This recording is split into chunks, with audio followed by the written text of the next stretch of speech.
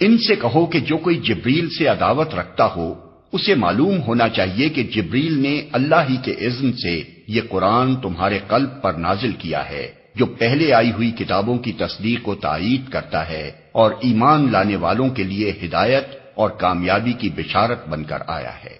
اگر جبریل سے ان کی عداوت کا سبب یہی ہے تو کہہ دو کہ جو اللہ اور اس کے فرشتوں اور اس کے رسولوں اور جبریل اور میکائیل کے دشمن ہیں، اللہ ان کافروں کا دشمن ہے۔ ہم نے تمہاری طرف ایسی آیات نازل کی ہیں جو صاف صاف حق کا اظہار کرنے والی ہیں، اور ان کی پیروی سے صرف وہی لوگ انکار کرتے ہیں جو فاسق ہیں۔ کیا ہمیشہ ایسا ہی نہیں ہوتا رہا ہے کہ جب انہوں نے کوئی عہد کیا تو ان میں سے ایک نہ ایک گروہ نے اسے ضرور ہی بالائے طاق رکھ دیا، بلکہ ان میں سے اکثر ایسے ہی ہیں جو سچے دل سے ایمان نہیں لاتے، اور جب ان کے پاس اللہ کی طرف سے کوئی رسول اس کتاب کی تصدیق و تائید کرتا ہوا آیا جو ان کے ہاں پہلے سے موجود تھی، تو ان اہل کتاب میں سے ایک گروہ نے کتاب اللہ کو اس طرح پس پشت ڈالا گویا کہ وہ کچھ جانتے ہی نہیں، اور لگے ان چیزوں کی پیروی کرنے جو شیاطین سلیمان کی سلطنت کا نام لے کر پیش کیا کرتے تھے،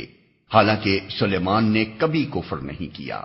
کفر کے مرتکب تو وہ شیاطین تھے جو لوگوں کو جادوگری کی تعلیم دیتے تھے۔ وہ پیچھے پڑے اس چیز کے جو بابل میں 2 فرشتوں ہاروت و ماروت پر نازل کی گئی تھی، حالانکہ وہ فرشتے جب بھی کسی کو اس کی تعلیم دیتے تھے تو پہلے صاف طور پر متنبہ کر دیا کرتے تھے کہ دیکھ، ہم محض ایک آزمائش ہیں، تو کفر میں مبتلا نہ ہو۔ پھر بھی یہ لوگ ان سے وہ چیز سیکھتے تھے جس سے شوہر اور بیوی میں جدائی ڈال دیں۔ ظاہر تھا کہ اذن الہی کے بغیر وہ اس ذریعے سے کسی کو بھی ضرر نہ پہنچا سکتے تھے، مگر اس کے باوجود وہ ایسی چیز سیکھتے تھے جو خود ان کے لیے نفع بخش نہیں بلکہ نقصان دہ تھی، اور انہیں خوب معلوم تھا کہ جو اس چیز کا خریدار بنا اس کے لیے آخرت میں کوئی حصہ نہیں۔ کتنی بری متاع تھی جس کے بدلے انہوں نے اپنی جانوں کو بیچ ڈالا، کاش انہیں معلوم ہوتا۔